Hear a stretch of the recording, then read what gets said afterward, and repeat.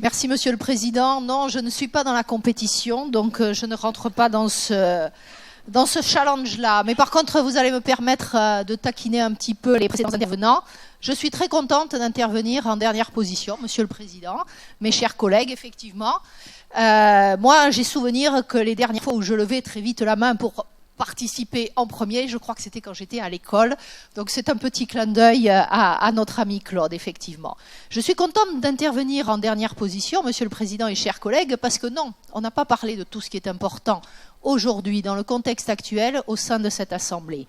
Il y a 2 ans, Monsieur Boudin, vous aviez eu un petit mot, à peu près à la même période, sur la COP 21, qui se déroulait à Paris. Cette semaine s'est ouverte la COP 23 à Bonn, présidée, je crois, par les îles Fidji. Et c'est important d'en parler parce que ça semble se passer loin, mais c'est en fait très près de nous et très important en termes d'impact.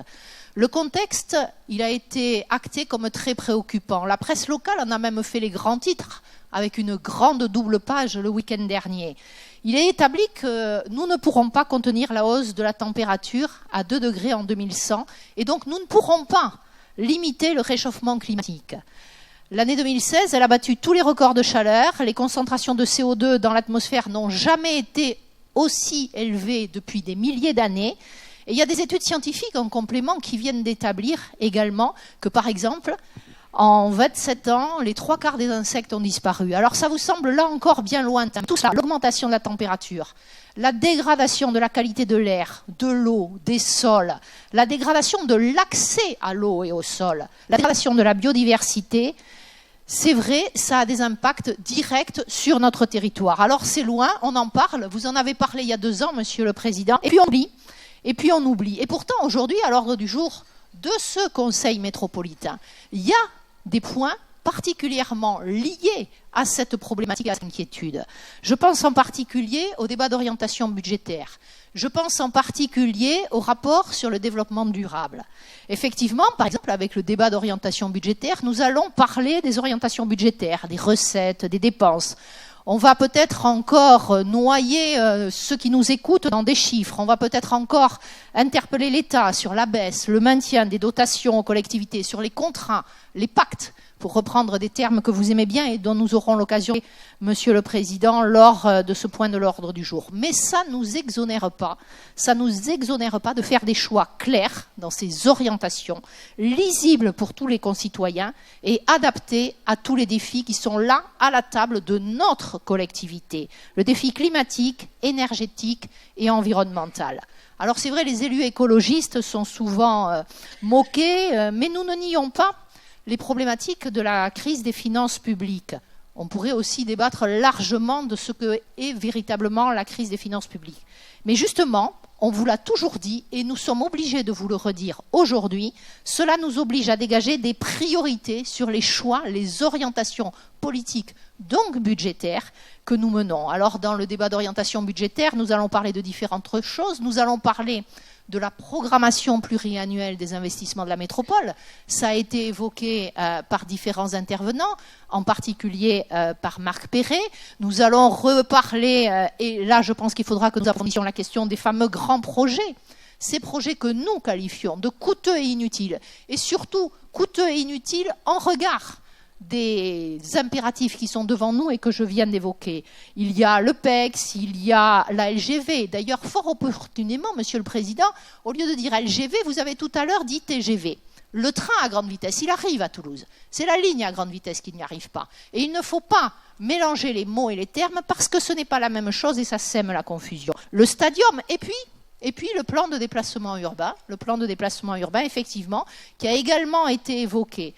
Alors le plan de déplacement urbain, ça a déjà été dit, nous l'avons dit en d'autres instances, ça a été dit là, c'est l'asphyxie. L'asphyxie à tout point de vue, parce qu'il ne va rien résoudre ce plan. Il ne résout pas les problématiques de la grande périphérie, et puis surtout, il est en évidente contradiction avec la préoccupation fondamentale, à savoir la lutte contre le changement climatique.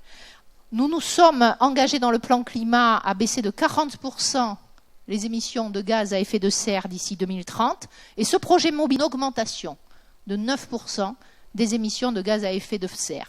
Alors effectivement, nous pourrons débattre et peut-être quand nous discuterons du rapport développement durable, de la façon d'analyser les chiffres. Ce qu'il faut retenir, c'est que les grandes agglomérations sont responsables de 70% des émissions de gaz à effet de serre au niveau mondial. Et c'est ça qui nous engage, Monsieur Moudenc.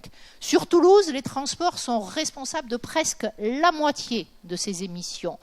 Et le plan climat Toulouse Métropole a acté un grand nombre de choses sur lesquelles nous devrions nous pencher et qui doivent nous inquiéter. Effectivement, la hausse des déplacements sur l'aire urbaine d'ici 2020. Il y a une urgence à agir pour trouver des alternatives à la voiture. Il faut qu'on se le dise et qu'on ait le courage de le poser sur la table. Effectivement. Donc, la problématique du déplacement, c'est une chose, mais il y a également la problématique de la santé publique. Ça a été aussi abordé, la santé publique avec les problématiques de pollution. Vous parlez souvent, Monsieur Moudenc, de préservation du cadre de vie. Quasiment dans tous les textes où vous nous parlez des investissements, vous parlez du cadre de vie, mais vous oubliez effectivement la santé publique. Peut-être que dans votre esprit, c'est associé, vous nous le direz. En ce qui concerne la qualité de l'air, sur ce plan, l'essentiel des améliorations est dû au progrès escompté sur la motorisation des véhicules et sur les appareils de chauffage. En ce qui concerne les émissions de gaz à effet de serre, l'augmentation des émissions est en contradiction avec tous les objectifs du plan climat, air, énergie territoriale. Donc effectivement, cet enjeu de santé publique, il nous impose d'autres arbitrages, il nous impose de trouver des solutions, ça a été dit aussi par d'autres, à très court terme. Il nous impose d'améliorer l'offre existante pour les habitants de la périphérie et il nous impose également de trouver les solutions pour agir véritablement sur ces problématiques de pollution. Quand on regarde les autres points à l'ordre du jour, hormis les orientations et les grands projets, on trouve aussi donc le rapport développement durable. Alors c'est vrai que le rapport développement durable, c'est plutôt qu'avons-nous fait, avons-nous tenu nos engagements. Nous en débattrons tout à l'heure à l'ordre du jour, mais il y a quand même des choses qu'on doit se dire, à savoir qu'une grande part de ce que nous trouvons dans ce rapport développement durable, c'est un peu de bonne conscience, nous faisons un petit quelque chose, un peu de faire semblant, le fameux greenwashing, mais nous ne sommes pas suffisamment sur l'adaptation de notre modèle et nous ne sommes pas du tout sur le changement de notre modèle. Pourtant, il y a 2 ans, vous nous avez, comme d'habitude, sommé de vous faire des propositions. Des propositions, nous, les écologistes, on vous en a fait. On vous en a fait de nombreuses concernant la mobilité, des arbitrages différents, la prévention et le traitement des déchets, on vous en fera encore d'autres. La protection et le développement des espaces agricoles, on pourra s'en parler. Il ne suffit pas d'écrire des lignes, il faut rentrer dans le détail parce que le diable se cache dans les détails en la matière. Et d'ailleurs, dans la même ligne, à l'ordre du jour de ce Conseil métropolitain, nous avons proposé 2 vœux que nous traiterons en fin d'ordre du jour. Un premier vœu sur l'engagement de Toulouse Métropole dans le mouvement des communautés bleues.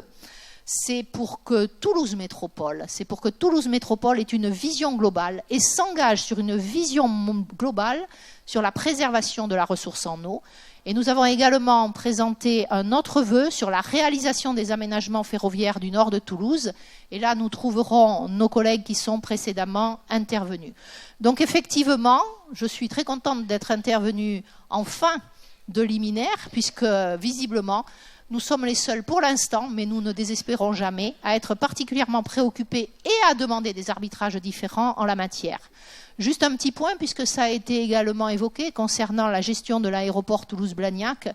Bien évidemment, nous considérons que la gestion des infrastructures doit rester une gestion sous maîtrise publique. Il ne faut quand même jamais que nous perdions de vue que les entreprises privées n'ont qu'un objectif, puisqu'on parle d'objectifs et d'engagement, c'est de faire du profit, c'est-à-dire d'augmenter les chiffres d'affaires et les dividendes ensuite prélevés.